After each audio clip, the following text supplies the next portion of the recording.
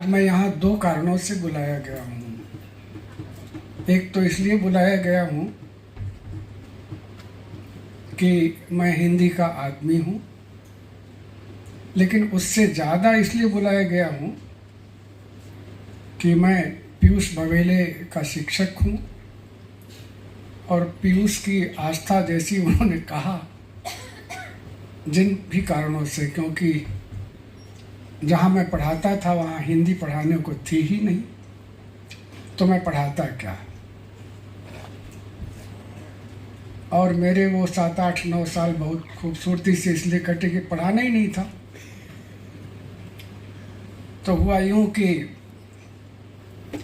मैंने एक बार बीए की कक्षा में बच्चों से कहा कि आओ गप मारते हैं। तो एक दूरस्थ राजगढ़ से आया हुआ बच्चा था, अध्यापक का था। उसने मेरी कक्षा में आना छोड़ दिया, कभी कभार आता था, और जब वो मुझे देखता था तो उसकी आंखें कुछ दूसरी तरह की हो जाती थी। पता नहीं क्यों उसके मन में आया कि उसे हिंदी से एमए करना है, और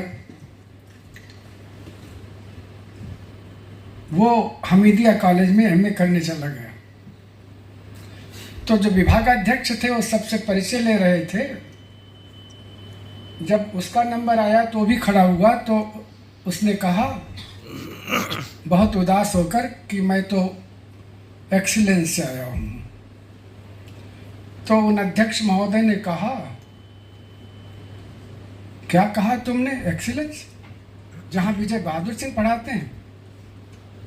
तो उसने मुंह लटका कर कहा कि हाँ, वहीं से आया हूँ। तो उन्होंने कहा कि जब उनसे पढ़ के आए हो तो मैं तुम्हें क्या पढ़ा दूंगा। तो उसको बड़ा विचित्र सा लगा कि ये कैसा है एक अध्यापक जो गप मारा करता है।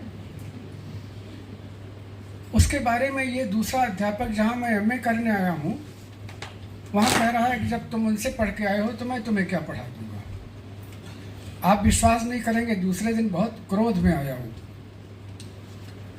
मेरे पास, और आकर के सीधे तन करके मेरे सामने खड़ा होकर कहा कि आपने मेरे साथ धोखा किया।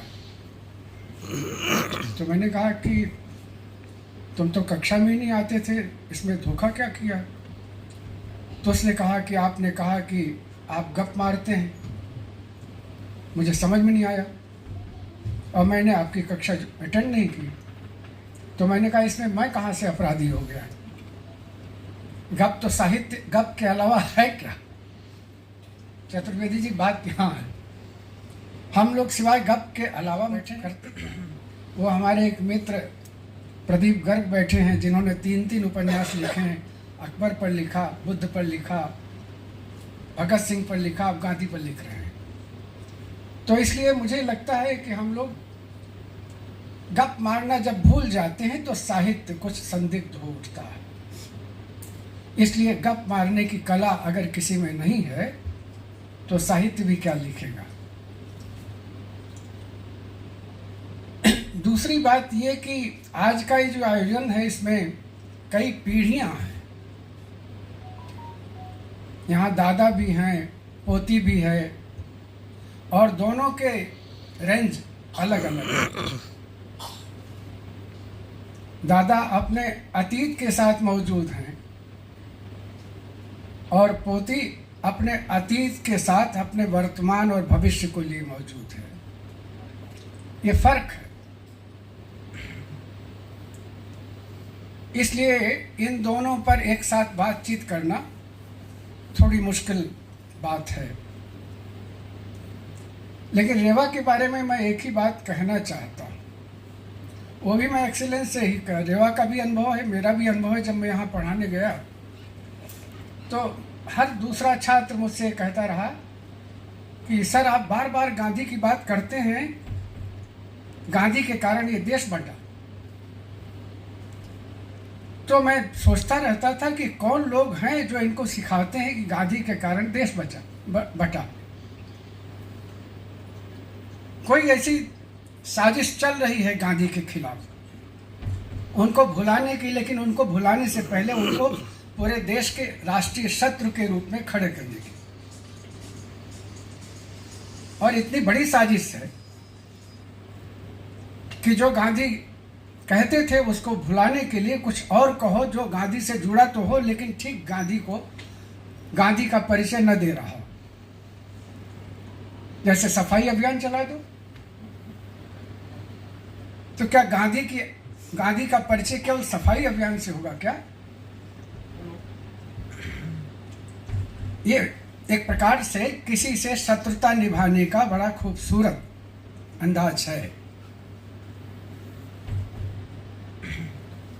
बाकी जो गांधी नहीं चाहते थे उसे करते रहो, और इस तरह से लोगों की स्मृतियों को भुलाते रहो।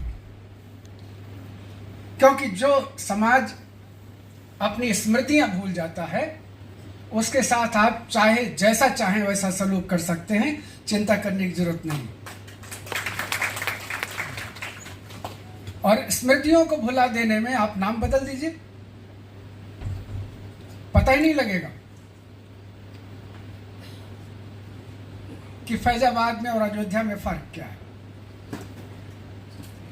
मुझे तो आश्चर्य हुआ, जो लोग अपना दावा करते हैं वह भारत को, भारतीयता को जानते हैं, उनको ये तक नहीं पता है कि इलाहाबाद के पहले पुराणों में इलावास नाम की एक जगह है। त्रिपाठी जी को मालूम होगा, वो सा का हा हो गया है। ये हमने हिंदू धर्मकोश में देखा, लेकिन उनको लगता है कि नहीं, वो अकबर का दिया हुआ है। अकबर ये सब छोटे छोटे काम नहीं करता था, वो इतना छोटा आदमी नहीं था। बल्कि मैंने तो इनकी किताब, गर्ग जी की किताब जो आई है अभी हिंदी में, पहले अंग्रेजी में आई थी, वो उसको पढ़ने के बाद मेरे मन में ये बात आई कि अशोक महान था, लेकिन अकबर उससे कई गुना महान था। कभी ये तुलना करके आप देखें कि अशोक ने जब हिंदू धर्म छोड़कर बौद्ध धर्म अपनाया, तब वो पूरी तरह से बौद्ध धर्म के ही प्रचार में लग गए। अकबर वो आदमी था जिसने अपना इस्लाम छोड़ा नहीं, लेकिन पहली विश्व धर्म सभा जो की जिस आदमी ने, और उसमें से उसने सुलह कुल या दीन इलाही निकाला, उस आदमी का नाम अकबर था, जिसको अपन इतिहास में दीन इलाही पढ़ते हैं, वो सुलह कुल था। अकबर को ये चिंता थी जितने धर्म भारत में हैं उन सब के लोगों को बुला करके एक सभा की जाए। विवेकानंद तो बाद में गए थे, वो तो हमारे जमाने की बात है। अकबर ने उस समय किया, 16वीं शताब्दी में। तो मेरा ये कहना, और अकबर के सबसे करीब के लोगों में एक आदमी को तो आप जानते हैं जो अकबर के साथ ब्रैकेटेड है, पंडित सुखराम, माने बीरबल का नाम था पंडित सुखराम। पंडित सुखराम थे जो अकबर के लिए सबसे सूची में सबसे ऊपर थे। तो मेरे ये कहना है कि महानता को कैसे आप समझेंगे, और अगर महानताएं भुला दी जाएं, साबरमती का चेहरा बदल दें, जलियांवाला बाग का चेहरा बदल दें, तो क्या षड्यंत्र हो रहा है? आप नहीं समझ रहे हैं? षड्यंत्र यह हो रहा है कि आपको न जलियांवाला बाग देख करके दर्द होगा, न पीड़ा होगी, न क्रोध होगा। और जब नहीं होगा, जब आप अपनी स्मृतियां ही भूल जाएंगे, तो फिर आपके साथ कोई भी सलूक किया जाए आपको बुरा नहीं लगेगा।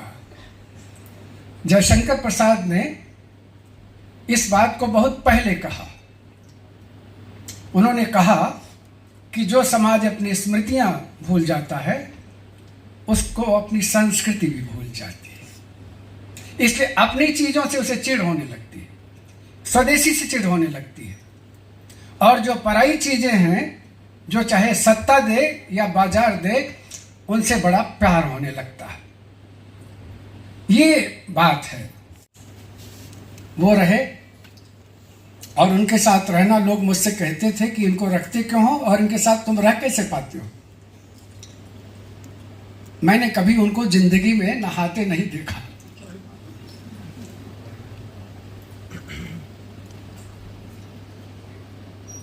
कभी कभी वो मुझसे कहते थे कि तुम ताला लगा दो और चले जाओ। एक बार उन्होंने मुझसे कहा कि वो तुम्हारी कक्षा में लड़कियां उड़कियां हैं कि नहीं। तो मैंने कहा लड़कियां भी हैं, लड़के में तो कहने यहाँ बुला लाओ मेरे पास, मैं उनसे मिलना चाहता हूँ, बहुत देर तक बात करना चाहता हूँ, बहुत दिनों से मैंने लड़कियों से बात नहीं की। मैं ले आया एमए की कक्षा। इसलिए कविता क्या है, कवि क्या है, स्मृति क्या है, इनको समझना इतना आसान नहीं है। पंडित भवानी प्रसाद मिश्र जो गांधी के साथ भी रहे, विनोबा के साथ भी रहे, ध्रुव शुक्ल जानते होंगे, उनसे भी मेरे दोनों मुझसे बहुत स्नेह करते थे। रेवा ने वो कहानी अपनी किताब में लिखी है। मुझे मालूम नहीं कि वो कहानी कहाँ से इन्होंने ली, मैंने पूछा भी नहीं, लेकिन पंडित भवानी प्रसाद जी मिश्र ने मुझसे कहा। दो किस्से उन्होंने मुझे गांधी के बारे में सुनाए। एक किस्सा तो ये सुनाया कि गांधी जब नोआखाली जा रहे थे तो उस समय पंडित भवानी प्रसाद मिश्र महिला आश्रम वर्धा में अध्यापक थे। तो लोगों ने सोचा कि बापू जा रहे हैं तो उनसे हम आग्रह करें कि आप पहले हमारे यहाँ आएं, हम आपको प्रणाम कर लें, तब आप जाएं। तो बापू ने मंजूर कर लिया। तो बापू ने जब मंजूर कर लिया तो इन लोगों ने सोचा जब बापू आ रहे हैं तो हम ऐसा करें कि यहाँ गेहूं बिछा दें और उस पर थोड़ा रंगोली कर दें। बापू उस गेहूं पर से पांव रखते हुए आए अपने जत्थे के साथ और फिर उनको हम विदा करें। बापू आए अपने जत्थे के साथ, गेहूं बिछा हुआ था, उस पर से पांव रखते हुए तो आए वो, और जब बोलने को खड़े हुए तो उन्होंने कहा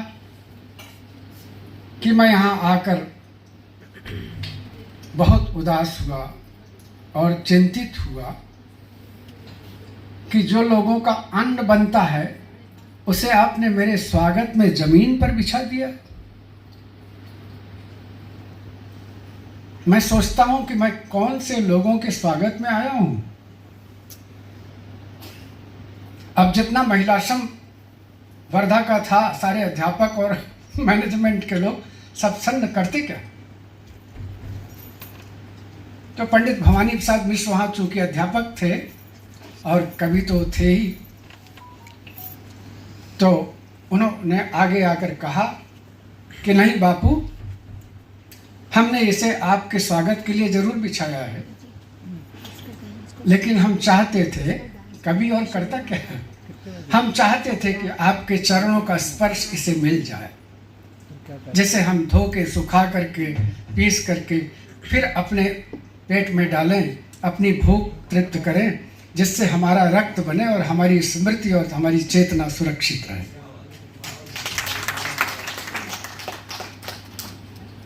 तो मेरा ये कहना है कि गांधी को कहाँ कहाँ से याद करेंगे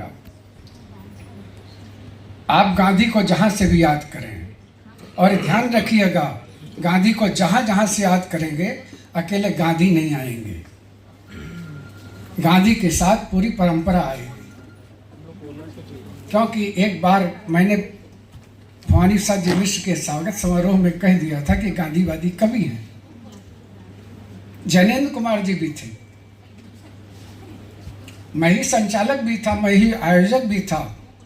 उन्होंने कहा, मेरा नाम ले लिया, उन्होंने कहा कुछ लोग कहते हैं कि मैं गांधीवादी कवि हूँ। अरे बीच में मत जाओ, मैं कैसा गांधीवादी कवि। तो उन्होंने कहा, किसी ने विनोबा से पूछा तो आप गांधीवादी हैं?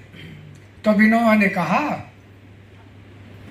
कि बेटा मेरा, बेटी मेरी, बीबी मेरी, बैंक बैलेंस मेरा, और विचार गांधी और गांधी के बाप का। अरे गांधी ने कहा है तो मैं भी कह रहा हूं। मतलब क्या है? मतलब यह है कि गांधी भी एक परंपरा के उत्तराधिकारी थे, हम भी उसी परंपरा के उत्तराधिकारी हैं।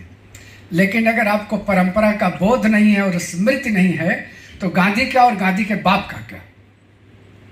सवाल तो ये है। इसलिए किस तरह से परंपरा को बचाना चाहिए। परंपरा को बचाने से स्मृतियां बचती हैं और स्मृतियों के बचाने से इंसानीपन बचता है, और इंसानीपन के मर जाने पर न संस्कृति बचती है न मनुष्यता बचती है। इसलिए कविता शुरू ही होती है वहाँ से जहाँ से स्मृति और संस्कृति दोनों बचते हैं। इसलिए कविता की रक्षा होनी चाहिए।